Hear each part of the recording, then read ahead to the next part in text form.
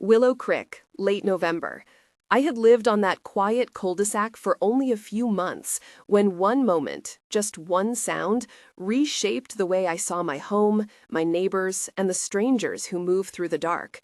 I was rinsing a coffee mug at the kitchen sink after a long night shift, the kind that leaves your thoughts heavy, when I heard it. 3 sharp taps on the side of the house, fast, precise, intentional. At first, I wanted to believe it was a branch, something ordinary, something harmless. The air outside smelled like wet leaves and wood smoke, and our street was usually so predictable it felt like protection. Claire reading in the living room, Noah asleep, the familiar glow from Marcus's porch 2 doors down. But that night, none of those small comforts showed up. The tapping came again, slower this time, and every instinct in me knew it wasn't weather. It wasn't random. It was directed at us. I stepped outside barefoot, the grass cold enough to wake every nerve in my body, and that's when I saw him, a stranger standing in the side yard under the old oak tree, holding a flashlight beneath his chin like a campfire ghost story. Only there was nothing playful about it. His shadows stretched across the lawn in a way that made the moment feel wrong, like the safety of our street was rearranging itself in front of me. That was the beginning. What followed were 4 encounters, 4 disturbing real events that forced our neighborhood to rethink what it means to feel safe in your own home. I'm going to tell you exactly what happened, exactly as I lived it. Stay with me.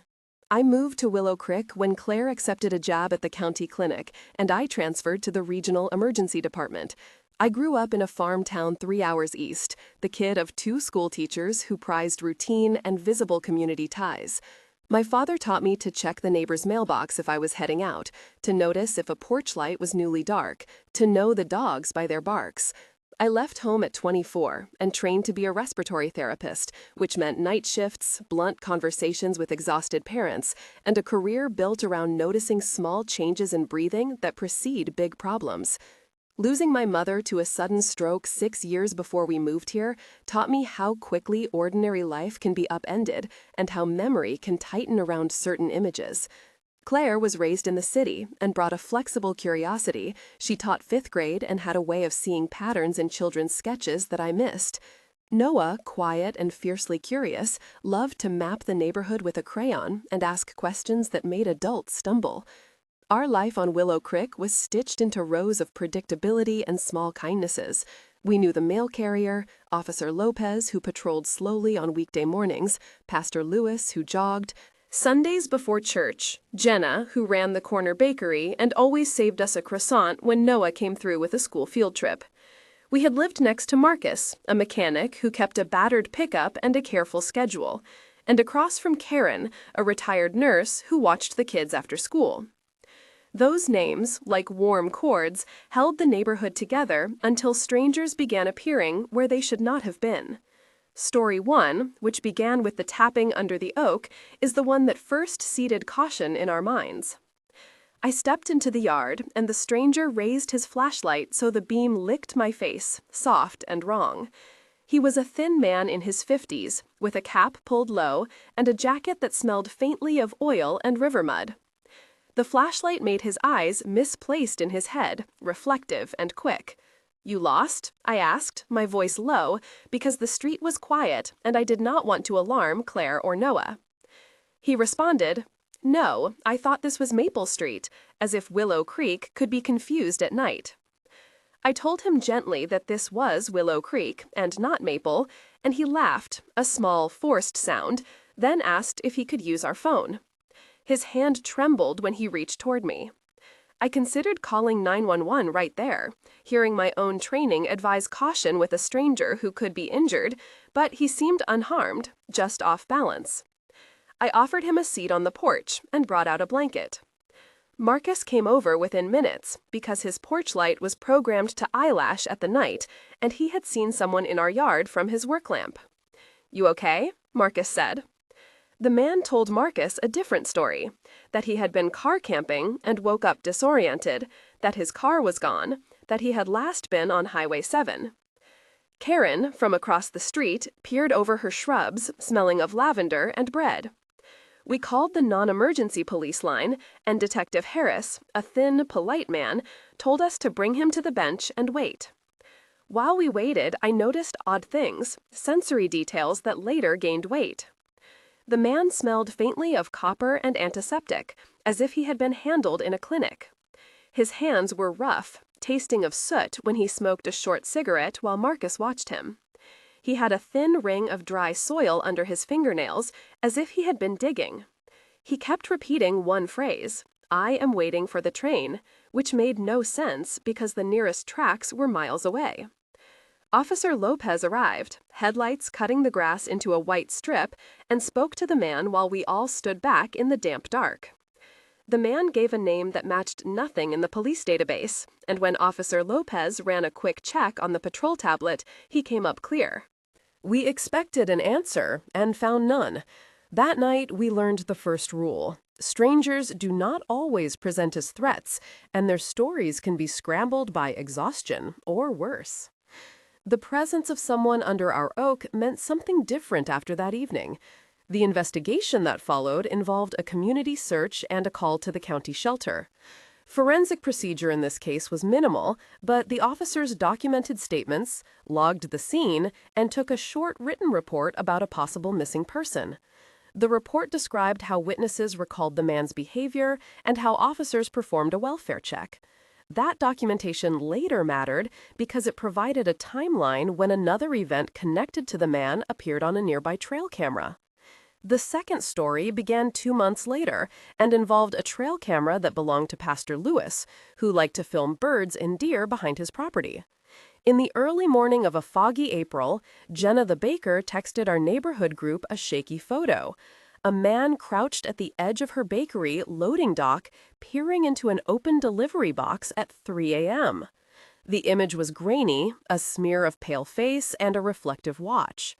Jenna, who closed late and often left her side door ajar to let stale air out, had noticed some bread missing from a morning delivery. She did not suspect a person at first, only a raccoon, until the camera showed a shadow moving with human intention. When I viewed the clip on Jenna's laptop, I heard the air conditioner hum and the distant rumble of traffic, and I could smell the yeast from a tray she had left simmering on the counter. Marcus came with a wrench because his hands carried the smell of oil still, as if he could fix anything that was broken.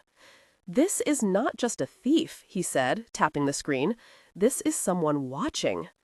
We convened a small neighborhood meeting in Jenna's back room with 6 of us named and present, because the image demanded more than gossip. Jenna, Marcus, Karen, Pastor Lewis, Officer Lopez, and I made a list. We called the delivery company, who confirmed that their route had been scanned and that the box had been tampered with. Officer Lopez suggested reviewing traffic camera footage from along Willow Road, and Detective Harris recommended posting a notice to the community page asking for anyone with late-night recordings to come forward. The clip showed a man who adjusted his collar to hide his face, and when neighbors widened their memories, a dozen small coincidences surfaced. A white van had been seen parked near the bakery 2 weeks prior. A man had asked a teen for directions to Maple Street 2 days before. The tactics of someone who studies rhythms and exploits windows of opportunity became a pattern. We learned to watch differently.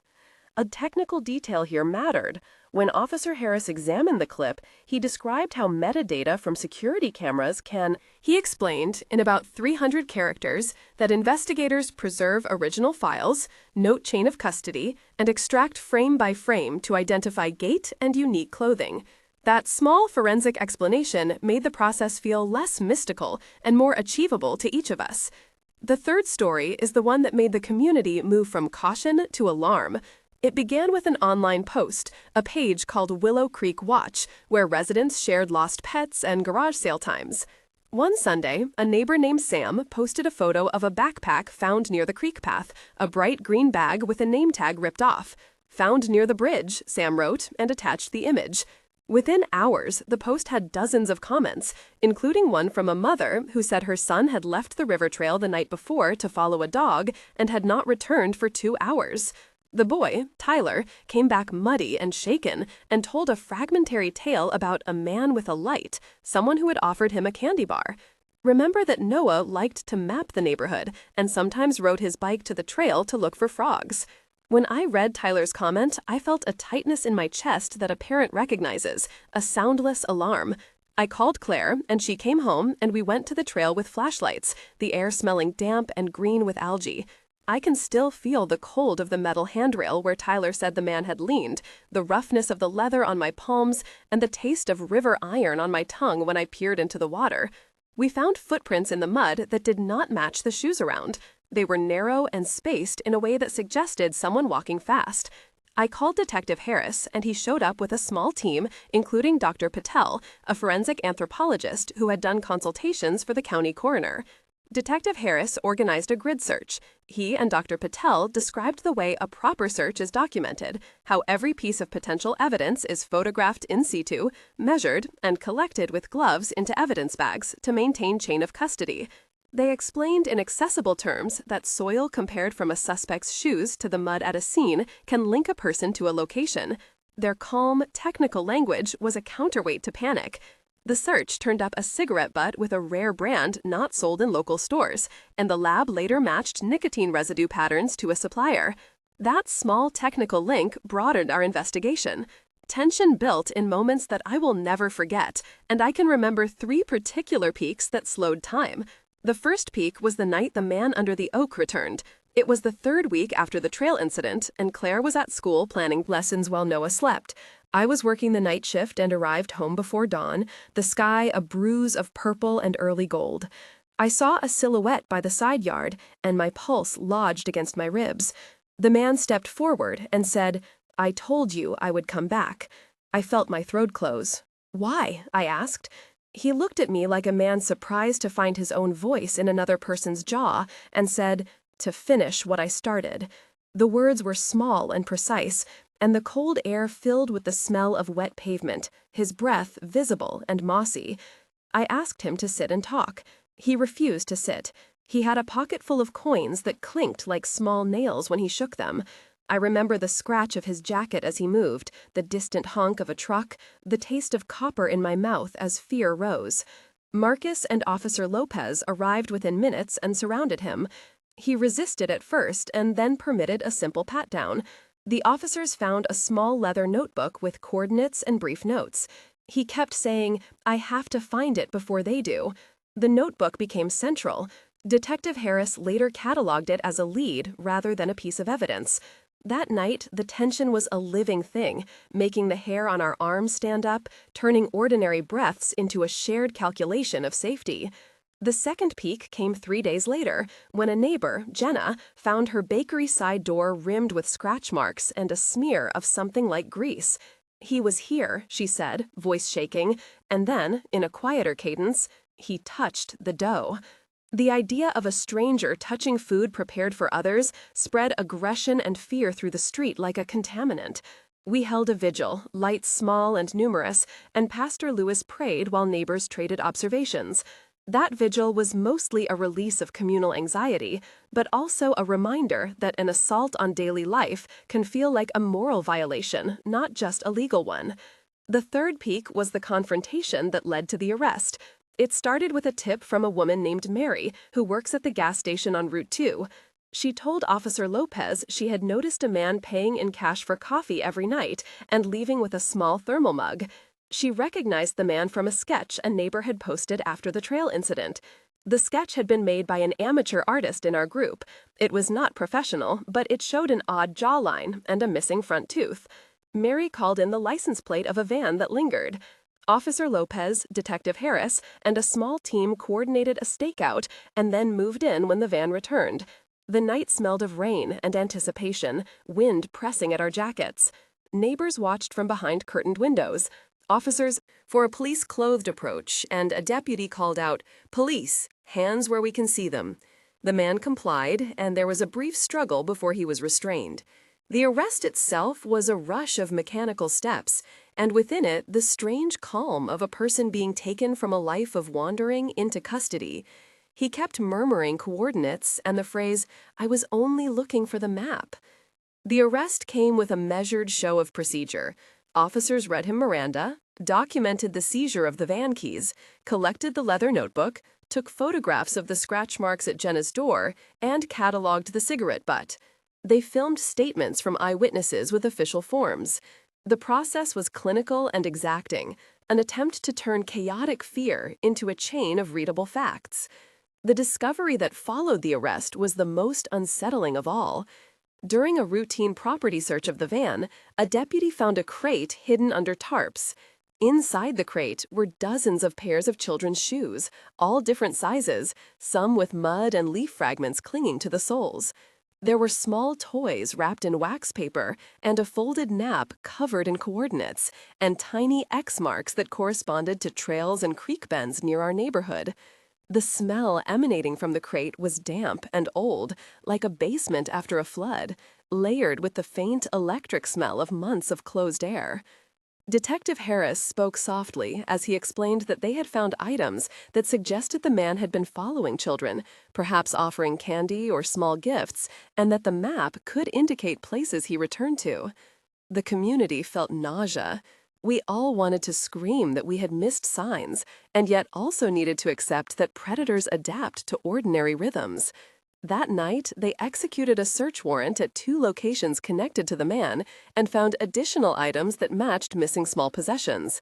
The forensic section described how investigators log evidence, photograph everything with scales for size, and place items into evidence bags labeled, sealed, and inventoried, preserving chain of custody. This technical process later proved critical in court because the unbroken chain validated that the items taken from the van matched those reported by neighbors. After the arrest, the way our street reorganized itself is a story of small civic adjustments and human fragility. The police held interviews at the station, and several neighbors were asked to give statements. Karen went down to the station and described the first time she had glimpsed the man, the odd light under the oak, and her reaction. Marcus, Jenna, Sam, Mary, Pastor Lewis, and I all provided accounts about the van, the trail, the bakery, and the child at the creek. Detective Harris compiled a timeline that linked the 4 local incidents to a broader pattern in neighboring towns. The town newspaper, the Willow Gazette, ran a piece, and the state police issued a bulletin about a man. For suspicious activity and possible offenses involving minors, it became a formal case with a file number and an arrest report, and that bureaucratic transformation made the danger real in ways our private fear had not. Court dates were scheduled and then postponed. The man, whose name the prosecution later released as Roger Ellis, pled not guilty at first, claiming memory gaps and claiming that the items were collected and not intended to harm. His defense argued that he was a transient with a compulsion to collect lost things. The prosecution relied on witness statements and the matching of items found in his van to the photos and descriptions neighbors gave. Legal jargon entered our vocabulary, words like arraignment, bail, and probable cause, which we repeated like prayers and recitations, attempting to map the process of justice.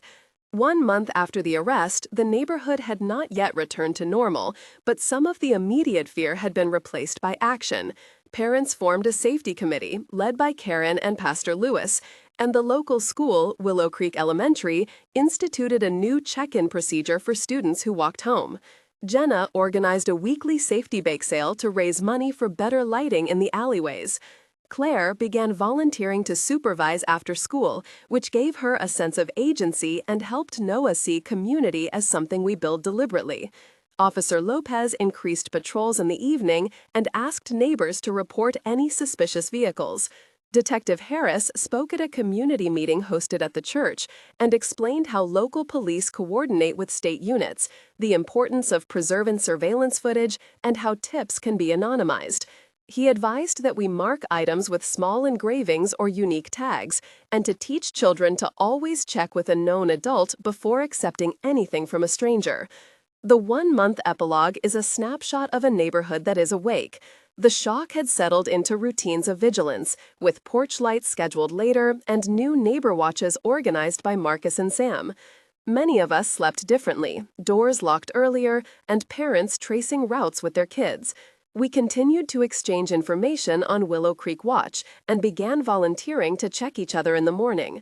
Emotional recovery was uneven, with some neighbors quick to return to normal and others, like Jenna, still checking the bakery door several times a night. 3 months later, the case had moved along its legal arc, with the grand jury indicting Roger Ellis on a series of charges that included trespass, theft, and separate counts related to luring a minor under inquiry. The prosecution introduced the leather notebook, the crate of items, and the matching photographs into evidence, accompanied by Marvin Cole, a digital forensics analyst who testified about location metadata from phone records and the alignment of timestamps. His testimony, delivered in precise, plain language, explained how timestamps on Jenna's security footage matched the van's plate captures and how a phone ping had placed a device near the creek at the same time Tyler described seeing the man. The months of waiting were a drag of anxiety, punctuated by court dates and legal paperwork. The community had rallied to support the family of the boy who had been approached, raising funds to help with counseling and covering the cost of a psychological evaluation recommended by the school. Claire and I volunteered to help with a resource list that included contacts for the county mental health center, legal aid, and the abuse prevention hotline. By 3 months, there was a sense that the law was doing its work, but a lingering worry remained about the ways strangers sometimes intersect with our routines. The legal process did not erase the feeling of being observed in our own yards. The physical traces, the mud on shoes, the tiny items in cardboard boxes persisted in our memories like small abscesses that had to be watched and stitched. Some neighbors moved away, citing the stress, while others stayed and doubled down on community vigilance, starting a rotating night watch schedule and installing more cameras. The support network softened the edges of fear and made practical changes possible. 6 months after the initial tapping under the oak, the trial concluded with a conviction on multiple counts. The courtroom smelled faintly of copied paper, and the fluorescent lights hummed, cold and unforgiving. The testimony, some of it raw and some of it clinical, documented the sequence of events, the discovery of items, the digital corroboration, and witness identifications. Roger Ellis was sentenced to a term that reflected the gravity of creating fear and the reality of the items he had collected from near children. The judge spoke about community safety and the need for ongoing vigilance, and the sentence included mandates for counseling and registration that would keep him monitored. For many of us, the sentence was a relief, but for others, it was only a phase of closure. We were left with lingering questions about how such people move quietly through ordinary spaces. The epilogue at 6 months shows a community changed in small ways with new systems in place. Willow Creek installed better lighting in alleys, the school finalized a pickup policy, and the county added 2 neighborhood liaison officers to improve communication with residents. Pastor Lewis started a monthly neighborhood forum, and Jenna organized a safety workshop for other small business owners.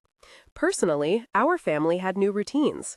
I started carrying an app that allowed me to check in with Claire during shifts, and Claire adjusted her lesson plans so she could leave earlier on certain days to walk Noah home. The children in the neighborhood were given clear scripts about who to go to if approached, and the adults practiced those scripts during a drill that felt absurd and practical at once. The human cost of the events lingered, a string of unease we could not fully sever, but the community actions softened the sharp edges. Reflecting on how 4 strangers inserted themselves into our lives, there are hard lessons and small consolations. The first lesson is that danger is often patient and not always loud. The man under the oak taught us that someone can be present in a way that feels like weather, that you can step outside and find a life rearranged by a single visit. The second is that shared vigilance matters. When Jenna posted the bakery clip, when Sam posted the backpack, neighbors who had previously been private became collaborators in safety. The third is that institutions matter. Officer Lopez and Detective Harris, the county lab, Dr. Patel, and Marvin Cole, the digital analyst, all brought methods that translate fear into evidence. Their work reminded us that community and professional procedures together are our best defense. I am still the same person who loves quiet streets and the smell of coffee at dawn, but I now look at the oak tree and the trail with an awareness that is both protective and tired. I close with a small ask. If you live in a neighborhood, talk to your neighbors. Share what you see and what you feel. Teach your children scripts and safe words. If this story resonated with you, subscribe and join the community so we can keep telling these stories with care. Comment below with your experience, start your reply with, "I would have," and help others learn from what you would do in a moment of uncertainty.